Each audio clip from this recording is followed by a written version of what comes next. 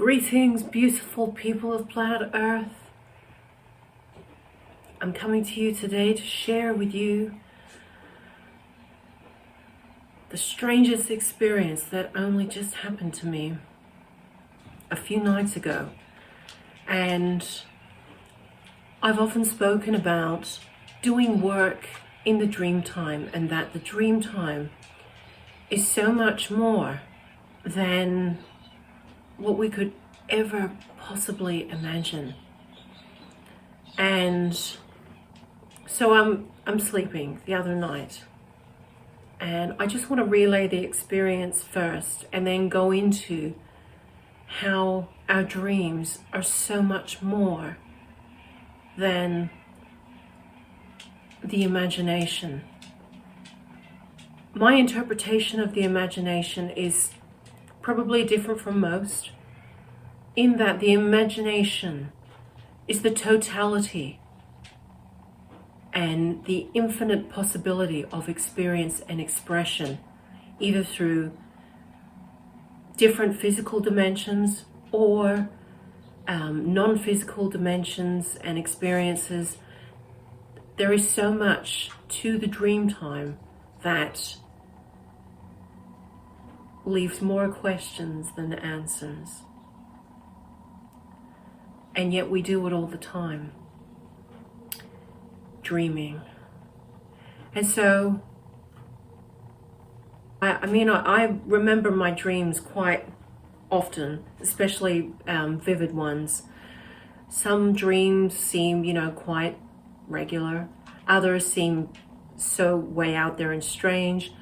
But this one is so real to my core, and that it really actually happened. So I had a dream that I was the time traveler. I was the time traveler, and I went back to 1909. So in this dream, I know I'm going back, and I know I'm going back to 1909. I've been told by a supervisor. I don't know who he is, except for that he had really red hair and had a superiority about him, an authority about him. And I remember once I was back, the time portal itself was very nondescript. It was a trap door in the bottom floor of. I came out from this time portal from a trap door under the basement of an old pub in England, somewhere in England, and I pulled the door down, and here I am. I'm looking. I can see this is how vivid this is. I can see the floor, the dust and the floor, and the busyness and the action. I had come out from this floor, and I'm walking up the hatch, like this stairway, and I am in a back passageway of a pub or an inn, and I know there's a big flurry of like chefs and cooks and waiters, and just action, and I knew I was back in 1909. Like, I was standing there thinking, here I am, I'm back in 1909. And so as I'm standing there, realizing, the absolute truth of being back in 1909, I see a very tall guy, hurriedly rushing past, and he was serving, and I said to him, excuse me, I said, what is your name? And he said, my name is Henry. And I said, Henry, I said, would you mind if I take a couple minutes of your time? I've got something very important to tell you. And, Henry was surprised. He's young. He was maybe in his early 20s, really tall, you know, kind of scuffed kind of apron, you know, so working hard. And so Henry directed me outside of this bar, and we fall out onto this crowded seating area that was kind of like a garden terrace of this inn. And here is this muddy road, like, so, you know, it's kind of veering around a rounded corner, and there are horses and carts, and I could hear, you know, like everything of that time period, the squeaking of the wheels, the clunking of the iron, and the stirrups of the horses, and smelling the poo of the horses, because that was lining this area. It was unbelievable, the recall. And so Henry and I, you know, Henry escorts me, you know, to this seating area, pushed up against this kind of iron fence, and there's smokers and drinkers, and, you know, I mean, you can imagine like an outdoor garden setting, but this was on a main street of, like, all I can best describe it as was a village where there was, you know, a lot of people. This was obviously a popular place. And I sat Henry down, and I said to him, I said, Henry, and I looked at him in the face, and I said, Henry, you're not going to believe this, but I am a time traveler from the year 2022. And I mean, obviously he looked at me and he laughed, and he didn't believe me. And I said, I know it sounds ridiculous. I said, but I am. I said, look here, look what I have. See this black thing? Look at this. Look at this. It's a device.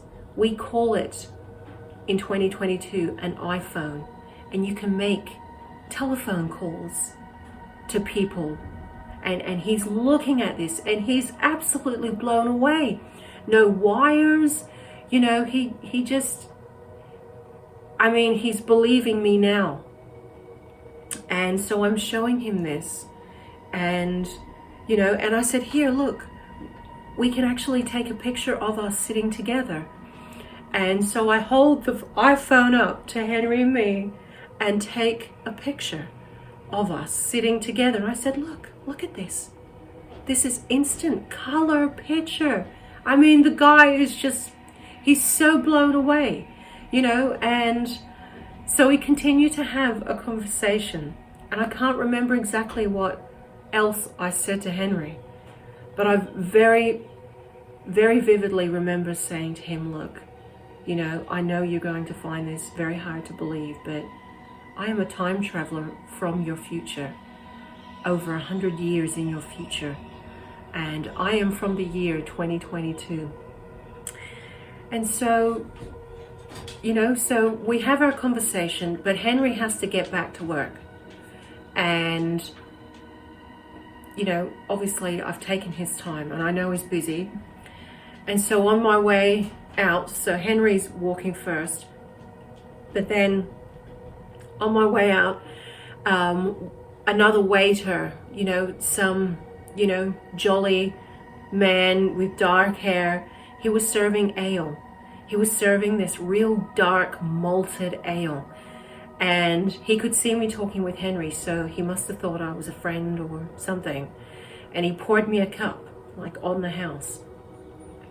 And I remember drinking this. I took a sip of this, and it was hideously bad. It was so bad. It was so sour and just not like the beer you would drink nowadays.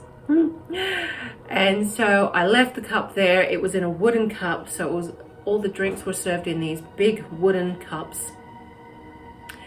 And then I went back through the passageway. So Henry had to go back to work, and I had to get back to 2022. And as I'm going down the hatch, this other worker, I don't know how he found out, but he rushed down to try and come with me. And he's rushing down the stairs, and I'm like, no, you can't come with me. You must stay and live your life in 1909. It's not allowed, it's forbidden. And I could not get him out. And so my red-headed moderator, the superior officer who was obviously facilitating this time travel experience, was haggling with this worker that was with Henry. And he got him out. He obviously, I don't know how he got him out, but he did. And then I just remember shutting the hatch, closing the knobs and the dials, and I woke up back, in my bed, and I just sat there I was so disorientated, like literally I had been back in another time period. And I woke up groggy, disorientated, and just absolutely, I was blown away at the vividness, at how it was so real. And so when other people have these types of these experiences, not just me, but when we have these experiences in general, we must know that there is so much more going on to our realities that defy any type of explanation. And so, to me, I know from my own research, I knew that what I had experienced was another reality that I myself am experiencing. And I know there are plenty of you guys that are potentially having these extremely vivid encounters of these other dimensions that you are existing in. Because you must know that this flesh form that I'm in, Andulairah, right now, is highly fragmented into so many other shards of experiences. And we are all, even though we are all cut from the same glass, we all come in different shapes and sizes and different colors and different everything. And I feel like it's because of these experiences that we know more about our other selves and what we truly are. It gives us a glimpse of what we really are and the totality of our existence and how unbelievable we are as beings of light and a part of this totality, this incredible creation that we call the Creator or God. And it just blows me away, and I think the imagination has been highly misunderstood for a very long time. And I think the imagination represents glimpses into the truth of what we really are. And yeah, I think a lot of wisdom, information, knowledge can be sourced from the imagination. Of course, that's where we get our inspiration. We draw in, we absorb imagination, which to me exists all around us, within us, through us. And in actual fact, I've read some of the Seth material with Seth actually speaking of, saying how within each cell we encompass the totality of what we are. And we are so expansive and yet so microcosmic. Oh my gosh, it does my head in. It's unbelievable. So, if there is anything to take away from this, it is to absolutely acknowledge the dream time. Write down your dreams. Start to teach yourself how to recollect and recall. Even if it's fragmented and it doesn't make sense, the more you train yourself to recall these experiences, I believe you will begin to retain more and more information and tap into the expanded selves that you are.